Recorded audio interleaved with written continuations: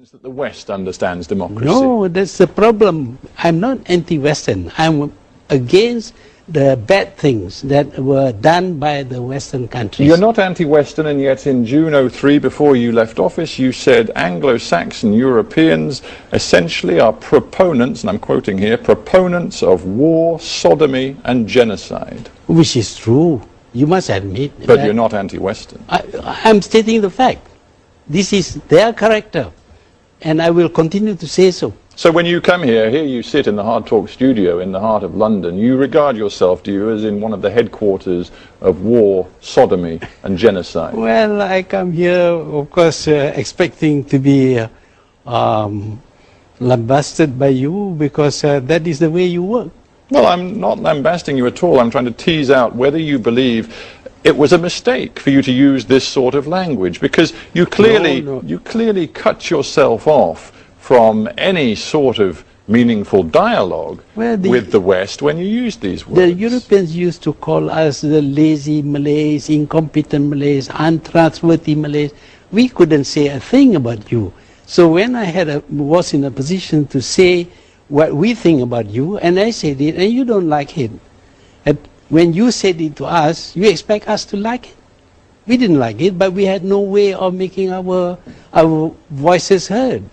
I'm just wondering how you feel about democracy. Of course, in the world since 9/11, the United States and a coalition of partners led by the United Kingdom have talked a lot about spreading democracy.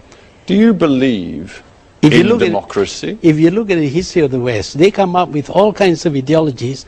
They use it for some time and then they found it defective and they drop it and start on another. One day they are going to forget about democracy, because in some countries democracy actually ended up with anarchy, and there were practically no governments. It's not a system that can fit everybody. You must have a certain understanding of the limitations of democracy in order to make it work. Is that why you were not a Democrat? Why you, in the end, did behave like a dictator? Well, that is something that the West would like to say about me. I'm a dictator. Well, I'm just quoting your own words from 2002. You said, it's good governance people need. You said, feudal kings, even dictators, have provided and can provide good governance. That is very true. That is very true. So why disguise your real feelings? Why not just say to me, yes? The great civilizations of the past did not have democracies, and yet they became great.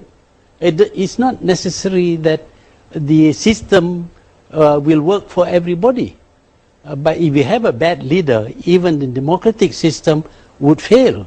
You must remember that it is a democratic country which dropped atom bombs, killing 200,000 people. How do you think the Malaysian public will respond to you saying, look, you know what, democracy isn't the best system, and in fact dictatorship can often work better? I went through 5 elections, and I won all the elections with a 2/3 without a majority. free press, locking up many of your opponents. That you go again about locking up many of my opponents. Who were they? I don't know how many times I have to tell you that I've studied the Human Rights Watch reports, the Amnesty International reports, studies from the State Department, from the Canadian government. These are biased reports.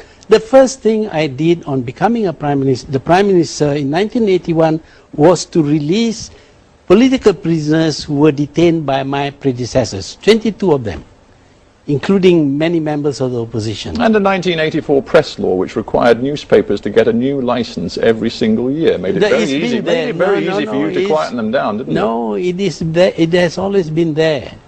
The press law has been there because we live in a country. You know you did. Oh, no, I didn't. I didn't do that. But I don't know where you get your information from. But the fact is that we have a multiracial country. And if we are not careful, there will be racial flare-ups. And you look at most of the countries with a multiracial population, they are never peaceful. Even Northern Ireland, it took you such a long time to stop the war in Northern Ireland. Talking of peace, you did worry about the stability of your country, didn't you? That's why you were very strong, very tough with Islamist extremism inside Malaysia. Yes, it is necessary. Well, I just wonder in that case then, why before, again, just before you left office in October '03, why did you tell the Islamic Summit Conference that, and I'm quoting again a very famous speech, it's a little bit long, but 1.3 billion Muslims cannot be defeated by a few million Jews, you said. We're actually very strong. The Europeans killed 6 million Jews out of 12 million, but today the Jews rule this world by proxy. They get others to fight and die for them. You went on to say, but the Jews have become arrogant, and arrogant people, like angry people, will make mistakes, and there may be a window of opportunity for us. I'm stating facts. I'm willing to say that again and again, that this is what has happened. Anti-Semitic and racist, that was called by many governments this and idea people about around the world. anti-Semitism is created by the Jews themselves. We cannot say anything. In fact, journalists have been arrested for saying something against the Holocaust and jailed for 3 years. Where is the freedom of press? So those words I quoted, in your view, are not anti-Semitic? No, they are not anti-Semitic. I'm just quoting facts. The fact is that the United States obeys what Israel wants it to do.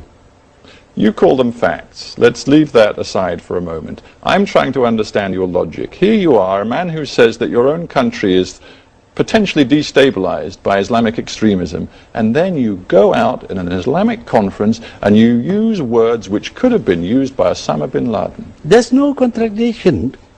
No contradiction at all. Well, forgive me, but I see a major I don't want contradiction. Islamic terrorism any more than I want Jewish attacks against Israel or American bombs on Baghdad.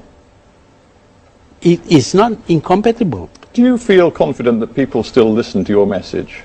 Well, I wouldn't be able to say. In Malaysia, people Why say... should people worry about me? In Malaysia, people say, and I'm talking about the Prime Minister, the Leader of Opposition, it is time for you to be quiet. Why should I be quiet?